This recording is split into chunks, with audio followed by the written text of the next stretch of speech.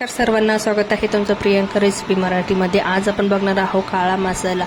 चला, काळा मसाला बनवण्यासाठी ते मी साहित्य ते घेतलेली आहे। तर सर्व सामग्री ते 50 ग्रॅम मी ते घेतलेली आहे। तुम्ही ही लिस्ट बघू शकता।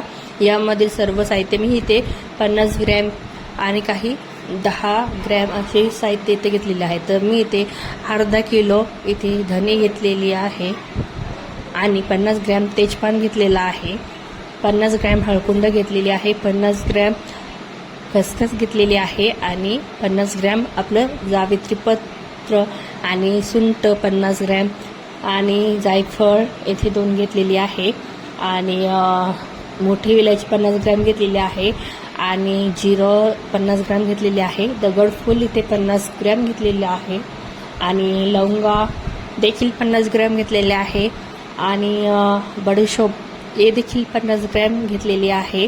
तर आणि इथे स्टार फूल इथं मी 50 ग्रॅम घेतलेला आहे आणि काळी मिरी जास्त ते 50 ग्रॅम घेतलेली आहे आणि येथे दालचिनी याने खूप छान असा फ्लेवर येतो, तर हे सुद्धा 50 ग्रॅम इथे घेतलेले आहे आणि इथे मी अर्धा किलो खोबरं याचे काप बनवून घेतलेले आहे, बघू शकता तुम्ही। आणि आता या सर्व साहित्य आपण भाजून घेणार आहोत। तर भाजण्यासाठी मी इथे पाव किलो तेल घेतलेलं आहे, म्हणजे पावशेरच तेल घेतलेलं आहे।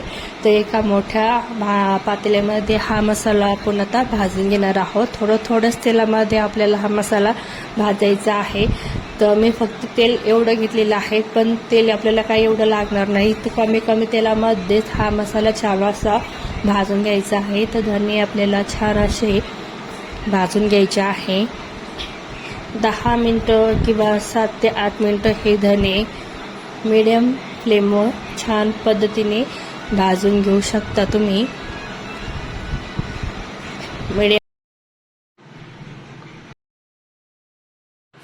चला, आता 7 ते 8 मिनिटे झालेली आहे आणि कमी फ्लेमवर आपण हा धने छान असे भाजून घेतलेले आहे। चांगले आपल्याला व्यवस्थित हे धने भाजायचे आहे, एकदम घाई करायची नाही। मीडियम फ्लेमवरच आपण हा मसाला छान असा भाजून घेणार आहोत। चला, ते धने इथे भाजून घेतलेले आहे। एका मोठ्या पाटीमध्ये मी हे धने आता काढून घेणार आहे। तर चला, धनेला छान असा कलर चॉकलेटी आलेला आहे, खूप सुंदर असा कलर आलेला आहे। तर मोठ्या घमिल्यामध्ये मी हे धने काढून घेत आहे, तर बघू शकता तुम्ही। आणि हे धने आपण थंड करण्यासाठी टाकणार आहोत। चला, पुन्हा आता पातेल्यामध्ये थोडंसं नगभर तेल टाकायचं आहे आणि यामध्ये सर्व खडा मसाला यामध्ये टाकायचा आहे। तर यामध्ये स्टार फूल, लवंग आणि जिरं आणि गोडंबी आपण ही यामध्ये छान अशी भाजून घेणार आहोत। तर सगळं हे इन्ग्रेडियंट्स मी 50 ग्रॅमच घेतलेले आहे आणि मीडियम फ्लेमवर आपल्याला हे 1 ते 2 मिनिटं छान असे भाजून घ्यायचे आहे। जास्त आपल्याला याला भाजायचे नाही आणि करपून देखील द्यायचे नाही। तर थोडेसेच आपण 1 ते 2 मिनिटं छान असे भाजून घ्यायचे आहे आणि हे आता काढून घेणार आहोत। चला, आता हे आपण काढून घेऊया। 2 मिनिटे झालेली आहे, छान असं भाजून घेतलेले आहे आणि यामध्येच आपण दगडफूल, जावित्री यामध्येच टाकून घेणार आहोत आणि पुन्हा एकदा थोडंसं भाजून घेणार आहोत। तर मसाला खूप सुंदर होतो। आपल्या प्रत्येक भाजीची टेस्ट वाढवण्यासाठी आपण घरगुतीच मसाला बनवतो। तर तुम्ही बघू शकता माझ्या चॅनलवर जाऊन। तर मी भरपूर अशी बाहेरचे मसाले कोणतेच यूज करत नाहीत, आपले घरगुतीच मसाले आपल्या प्रत्येक रेसिपीसाठी असतात आणि हेच मसाले मी प्रत्येक रेसिपीमध्ये यूज करत असते। तर चला, यामध्ये आपण आता 50 ग्रॅम खसखस होती ती देखील यामध्ये मी भाजून घेतलेली आहे। तुम्ही खसखस वेगळी देखील भाजू शकता, पण मी या खडे मसाल्यामध्येच आपण भाजून घेतलेली आहे, कारण पातेलं खूप मोठं आहे आणि यामध्ये सर्व खडा मसाला जेवढं बसेल तेवढं आपण यामध्ये भाजून घेऊ शकतो। तर चला, छान असं हे भाजून तयार झालेले आहे आणि आता आपण हे काढून थंड करण्यासाठी टाकून देणार आहोत। चला, आता पुन्हा दुसरे इन्ग्रेडियंट्स आपण भाजून घेणार आहोत। तर विलायची, मोठी विलायची, बडीशोप, जिरं, दालचिनी आणि काळी मिरी आणि पुन्हा जावित्री पत्र, जायफळ हे काढून घेतलेलं आहे मी जायफळ यामधून. आणि हे जायफळ आपल्याला बारीक कुटून यामध्ये टाकायचं आहे. आणि एका साईडला हा मसाला सर्व एकत्र करून थंड करण्यासाठी आपण यामध्ये पुन्हा एकदा हात फिरवणार आहोत. तर चला आता हे जे पातेल्यामध्ये सामग्री टाकलेली आहे ते देखील आपण थोड्या तेलामध्ये भाजून घेणार आहोत. हे देखील आपल्याला 2 ते 3 मिनिटं छान मिडियम आचेवर भाजून घ्यायचं आहे. आणि खूप सुंदर याला मसाल्याला टेस्ट येते. तुम्ही जेवढा कमी तेलामध्ये मसाला भाजशाल तेवढा तुमचा मसाला छान होणार आहे. तर यामध्ये मी जायफळ होतं ते काढून घेतलेलं आहे आणि ते फोडून बारीक करून मग आपण ते पुन्हा भाजून यामध्ये ॲड करणार आहोत. हे सर्व इन्ग्रेडियंट्स आपण थोडंसं तेलामध्ये भाजून घेतलेलं आहे. 1 ते 2 मिनिटं छान असं भाजून घ्यायचं आहे. चला हे देखील आपण गार करण्यासाठी टाकणार आहोत घमिल्यामध्ये. यामध्येच मी तेजपान देखील 1 मिनिटं छान असं भाजून घेतलेलं आहे थोडंसं तेलामध्ये आणि हे काढून थंड करण्यासाठी टाकलेलं आहे. यानंतर मी हळकुंड घेतलेली होती 50 ग्रॅम आणि हिंग 50 ग्रॅम घेतलेला होता.